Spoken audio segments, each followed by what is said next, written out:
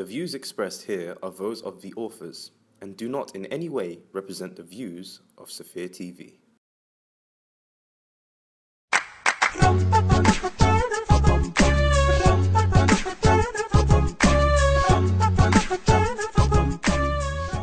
Assalamu alaikum, hello and welcome to another episode of Ladies First. I'm joined here by my wonderful panellists, Saida, Sabah, Francesca and Tamara. Welcome, ladies.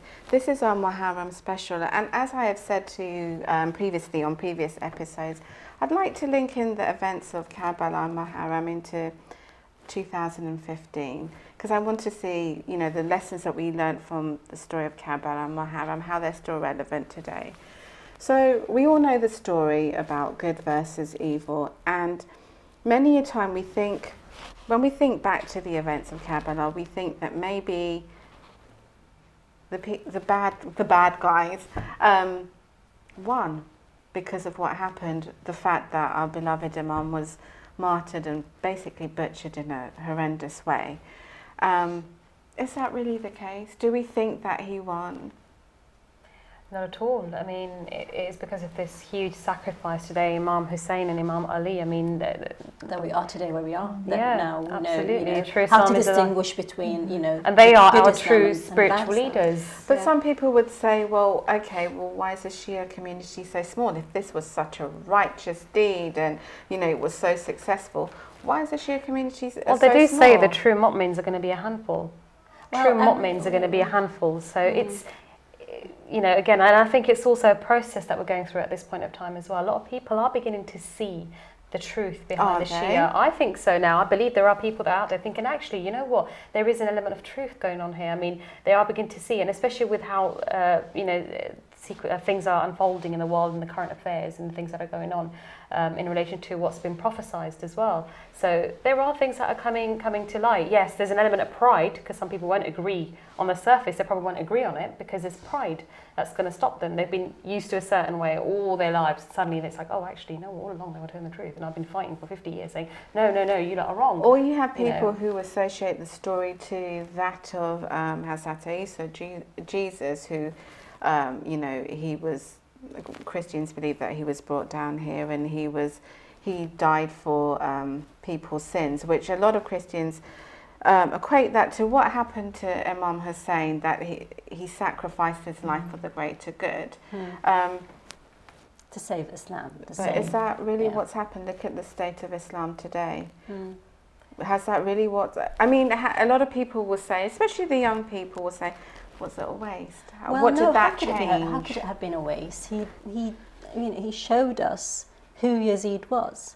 You know, who the killers of you know, the Ahlul Bayt were, who are the ones who betrayed the Prophet and betrayed the message of the Prophet. And what the characteristics are going to be and what they're going to be like. Yeah, so the Islam was really handed. Look at what we have today. Doesn't matter, because it doesn't matter. That's not the point. But it's not, you know, it's not utopia. You're not living in heaven. This is earth. Bad things will happen. Yeah. The point of it is to show you the right from the wrong. He stood up against injustice, and he stood up against that which was, you know, he basically showed us that you know, Islam is going to be handed over to monarch. You know, it's going to be monarchy.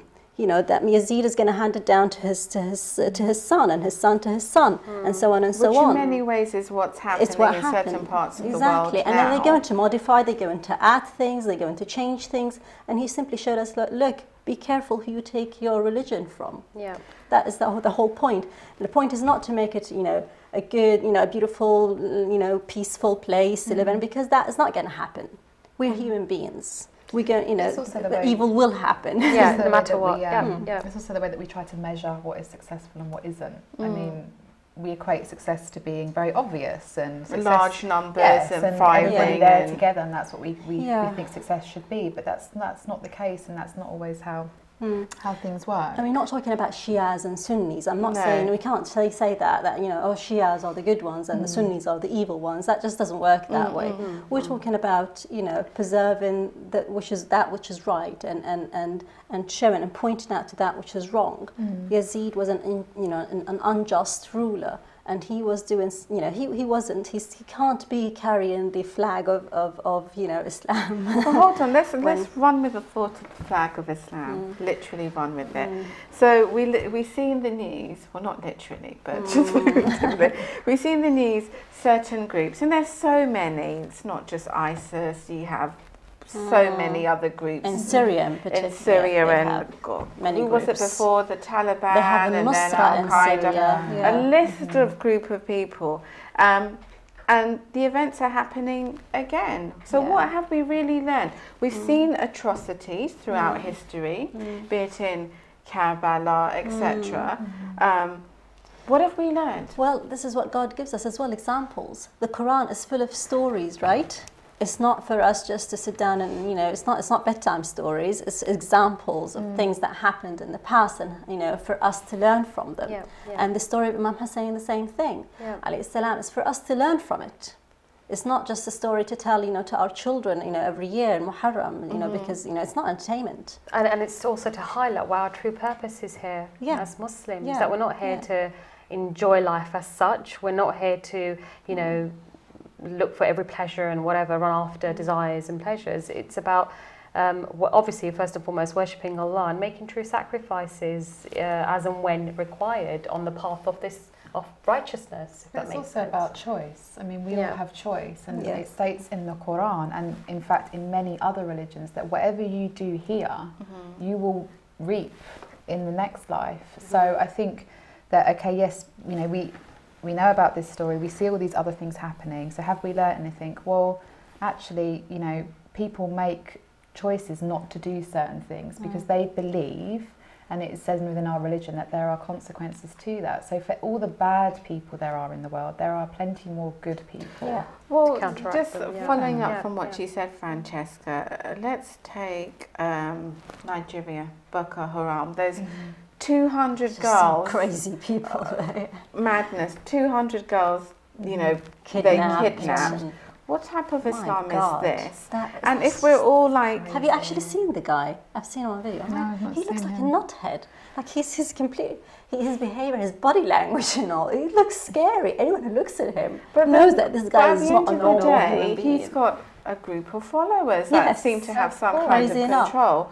So what have we, again, that's our example of good and bad, and we've been given it in history so many times. Where are the Muslim countries? Why aren't we uniting? Forget Sunni Shia to say, look, there's a nut over here. We don't need other countries. Let's take him out. There's a nut over here. Because it's quite clear those actions completely un-Islamic. I think there's a little bit more to it than just let's go. Let's go and clear them up. Let's just go. Bring a bag, bring a net, let's go and get them. I don't think it's quite as clear as that. I think in terms of politics and things like that, other things come into play. You know, okay, there's Boko Haram in Nigeria, yes, okay, but there are other groups from other... So many, I've lost count. But from other religions too. You know, bad is bad, and it's like what we were saying, that, you know, bad is highlighted because it's sensationalised and, oh my goodness. Because it's loud. Yeah. Fireworks are loud. But you know what's interesting? You know, with a lot of oppression that is being faced with the Christians, especially, I think it's in Iraq and wherever that mental group is. The Yazidis. No, ISIS. Oh, sorry, you said you're mental. Okay, yeah, sorry about that. And the oppression that they're finding. What I found with my Christian friends, etc., there is a big push, no matter if you're Catholic, Protestant, 7-day, Jehovah, the list goes on, that they're really highlighting this issue that let's support, you know, our Christian brothers and sisters. It hasn't always been like that, though.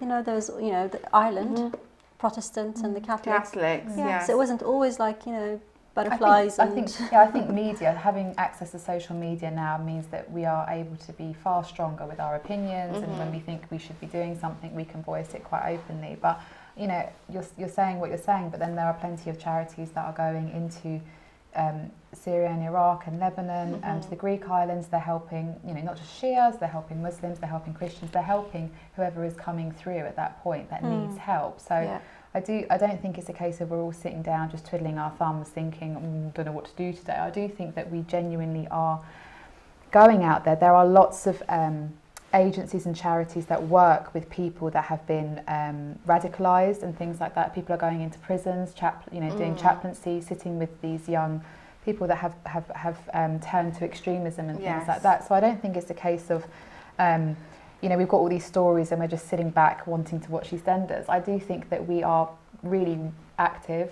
I think there are a lot of good people doing a lot of good things. But do you think that's happening in our immediate communities? Because what I find What is... do you mean by immediate community? In our Shia community. You see, the Shia community is not really affected by those problems. Our kids are not the ones who are being radicalised. That's a fact. It's not something that I'm saying, because I'm hating on the Sunni community, but it's just a fact. But when my son goes to school, they're not thinking Shia Sunni. They're seeing a boy with a Muslim name. Yeah. You belong to ISIS. We are, exactly, we get labelled, even though we're actually, Shias are the victims. The Shias are number one on the list of ISIS. Yeah, but I think maybe we should take the responsibility to go to these schools as mothers or as parents and maybe educate the children there, speak to the teachers and say to them, look, this is a subject that we're concerned about and we'd like to highlight it and talk to the children about it so they're aware of what's going on and that all Muslims aren't involved in these sort of... But it's been covered at my kids' school anyway by the teacher. Yes. Fantastic. So some schools are addressing this. They've covered it and my oldest daughter actually sort of gave her own sort of take on it, which, I love it. Get involved. She didn't, she didn't have to, but because I sat down and had these conversations with her when things happened like Charlie Hebdo happened and it was on the news and it was on Newsround because that's what she watches. And she's sort of sitting there absorbing what she's hearing and I've said, hold on a minute, you need to hear what is coming from us. This is what's happening. This is where you fit into this whole thing. This is what is going on here.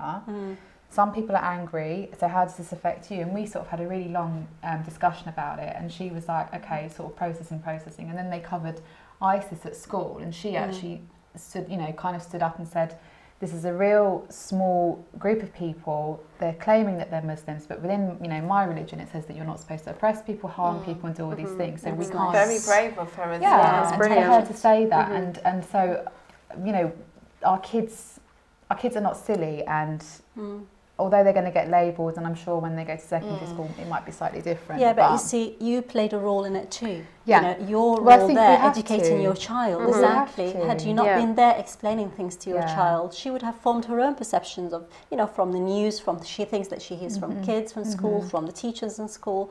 But, it's that element as well. At home, how do we deal with it? Do we just, sometimes people just ignore it because they're just children, they don't understand. But no, engage yourself with the children. It's very important. It changes things. Well, it's like what you're saying, Ruby, my children have a certain name and when you see that name, you're going to distinguish that child is from this, possibly this ethnicity and probably a Muslim. So my daughter was kind of upset actually when they gave her the letter about about ISIS, like saying, or for what was it now? The story, the letter was making the parents aware of, kids might become radicalized and might travel. If you notice anything, then whatever.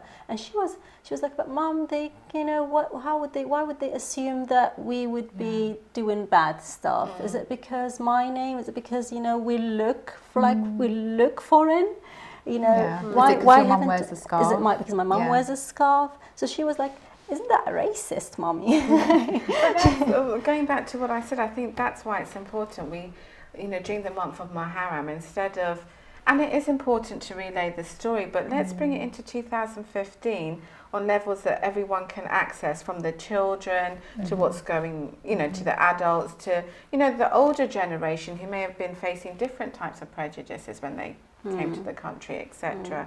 But I think that's important because with my son, he's like, okay, I've heard it 50,000 times. I can tell you when, the scholar or the Sayyid or the Imam is going to say this, that and the other. But it doesn't really help me when I'm going through Heathrow and I'm chosen for a random security check, and it happens all the time. How random can it be? So instead, instead of, relaying the story, can we have practical things that we can apply? I think you can. I think you can make them practical. I mean, when Muharram sort of comes round, for us, it for me anyway, the way I sort of instill it in my children is the atmosphere in the house changes, and it's not changed in a bad way, but we do small things. We might put red lights up, and we might put flags in the window and things like that. And for us, and what I'm trying to sort of instill in my children is that this is what we follow, and this is the reasons why we follow. So yes, this incident happened all these hundreds of years ago, but this is how it's significant today. And the best example I use is, well, look at ISIS. Look at what ISIS are doing. They are going around. They are creating havoc. They're killing. They're killing, murdering, destroying. They're not history. Well, this is it. And they're not discriminating against who it is that they're going after. They're just going out there and trying to get everybody. And I think when it comes to Muharram, yes, you can. The stories are important, and listening to the sad songs and things like that. But like you said, we have to make it relevant to today's day and age. And what I also do is, this is not to toot my own horn, but just to make my son able to see the bigger picture. There was some people who weren't Shia at the time, who helped, heard the call and came and helped Imam Hussein.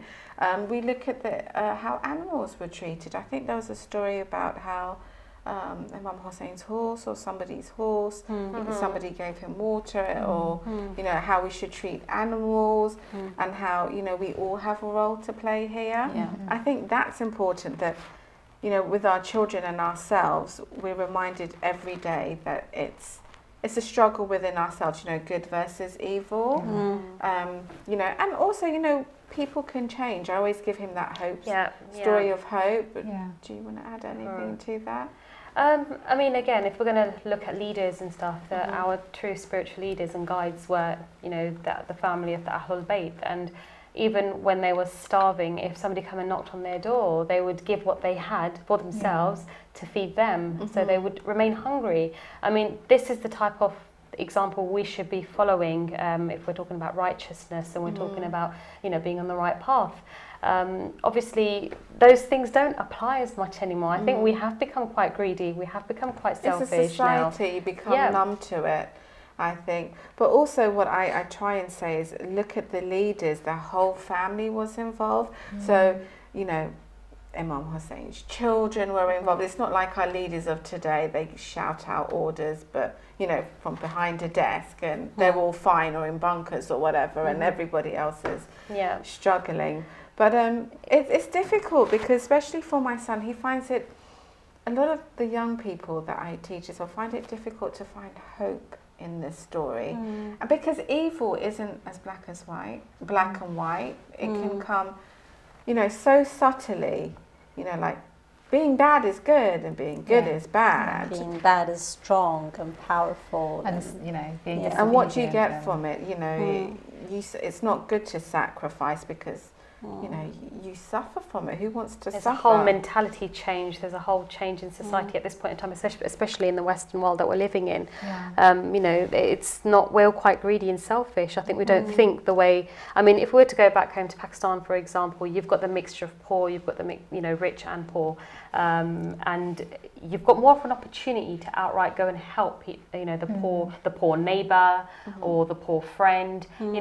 There's almost like an environment that's there for us to proactively be sort of doing these kind of things. Whereas in this country, because we're all kind of, okay, we can go to these poor countries and help them out ourselves. I think that's something that we should be doing with the children. I have a huge issue. I have lots of issues today. But one of my issues is, I really do feel that charity starts at home. Especially in the Muslim community. And I understand poorer countries have bigger issues. But there's children here that don't eat 3 meals a day that you could And we just don't see them, that's all it is. There's a difference, isn't there? The good thing about our community is that we do give charity. That's one thing that we're known for, that we, Muslim community is one of, the most generous. We give a lot of charity. But then it's not just charity that we have, we have other sponsors, like, recycling, food recycling, honestly, because it is the environment, like you said, animals, being kind to animals. We do emphasize a lot, we put a lot of emphasis on giving and, donating this and donating that. Charity and there are other forms of charity towards like your time. Towards, or just being more mindful. Yeah, you see a 2-for-1 sale, you don't need to buy 2. How much washing up liquid can you have? Being clean. Well, that's another thing, we're quite wasteful as well. We don't think twice spending lots of money on a pair of of shoes. Whereas, you know, you've got a family member back home that can actually, even on food, you know, how much food is wasted every day, and you know what, it's that is also part of it. I think part of living in this society has got its own, you know, there's its own jihad in it anyway, because we've got so many distractions. Poverty is not necessarily, like you said, you can go to another country and you'll see a child sleeping on the street. We very rarely see that happening in this country. So in some ways we're sheltered from such things. So it kind of, it's not there immediately within, sort of there for us to But we have different issues, like the child at school who doesn't have a packed lunch. So, you know, like with my son, I said, just take an extra packed lunch and then I'll inform the teachers that he's not eating, you know. Just informing the teachers could cause social services to be involved. Well, that's the thing, and then I'll have another issue on my hands, you know, being good. But then what about your neighbour who doesn't have relatives? Checking up on them, saying hello. How many of us know our neighbours? I'm in an apartment block, I think I know about 5. Same. They keep changing. But it's, you know... I think our society's, we're a lot more, we don't have that much trust anymore in strangers and the kindness of strangers. As well, the city, people come in, people go out. It's not like you have neighbours for 10 years and then you know them. So it's just you're always on the go. People are always, you have new people moving in and out. So it takes time to actually form a relationship with your neighbour. It does. But we're not encouraged to be trustworthy in things. You know, we see so many Islamic. things. But it is a big city. Trust everybody, 70 excuses. Yeah, well, we are, but then sometimes... Well, you try to be Islamic and the neighbour suddenly is like, why is she getting so comfortable with us? Or why is she getting to, you know, it's like, okay. It's having sense and logic, you know. And I think that's the thing. And sometimes you get burnt by it. Sometimes you do go skipping along with your basket of eggs and milk and cheese and butter thrown in your face. And they're like, oh, is it going to explode? I don't know. So I do think that we do try. You know, some of us do try a lot and then it keeps getting back, you know, hit back to us and stuff. And so, yeah, you do, you know, I don't think we're as bad as what we, you know, oh, none of us do anything. I think a lot of us try in our own little ways. Yeah. And mentioning the good and the evil, you know, the evil winning and the good always losing, you know, at least in appearance, you know, how this is how it appears to us. You know, perhaps we should also remember and emphasize the idea of heroism. You know, those people who sacrificed themselves, they were heroes. Yeah. They died, but they were heroes. They died for a cause. What's his name? Wallace. Freedom. William Wallace. I was going to say from Braveheart. William Wallace from Braveheart. He died. He did not survive it, but he died as a hero. And look, there's a movie about him. Yes. Okay. There's a statue. So it's commendable. So next time your son tells you, okay, but why should we? Or I don't know who's saying, why should we? It causes us suffering. And no, but you will be a hero. You'd have done something that would change the course of history. Well, it's naturally within us to do good. Yeah. We're innately we want to do good. So I think it's about you know when as a child or even as an adult, how many of us really know ourselves? Yeah.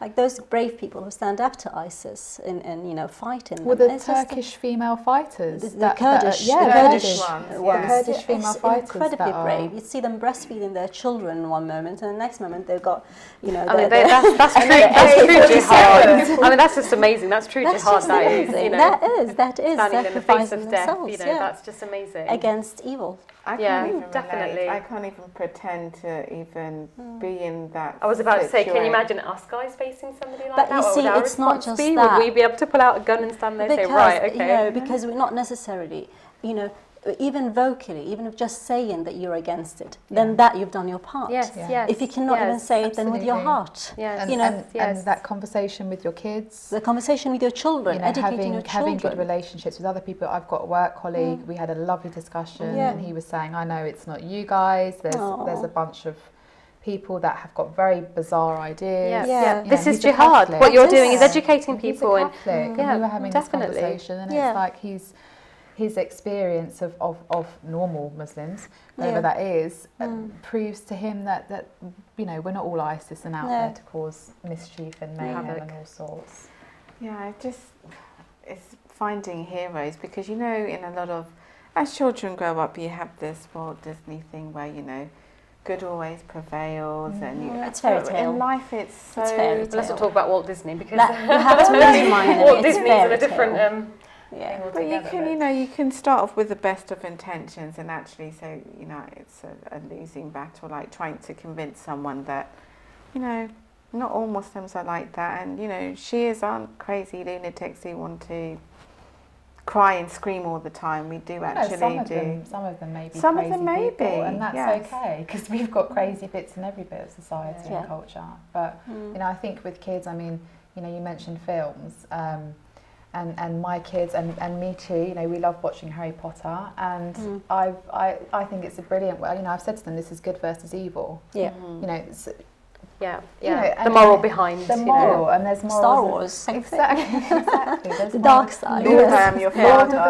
All of these things. It's you can derive lessons from these films as well. Yeah, you can give them that. And I always do it. Like with my children, what I was teaching them about was Hayatul Qulub, and there's some fantastic, amazing stories in there. And I'm saying to them, these are stories that are from our tradition, these are from our faith. So yes, you've got your Harry Potter and you've got the Hobbit and the Lord of the Rings, and we love all of those, but within our own teachings we've got actual some of the real stories. That's not chapters in the Quran when you read them, absolutely amazing when you read them out to the children. In the true stories, the prophets and things like that, and the Ark and things. And sometimes they're like, I've heard this story, but if you put like a bit of a creative spin on it, and they're all 2015 version, the remix or something, and then it becomes something fun. Really interesting discussion, ladies. Please remember us in your dars, inshallah, during the month of Muharram. I hope to see you on our next episode. Assalamu alaikum wa rahmatullahi wa barakatuh.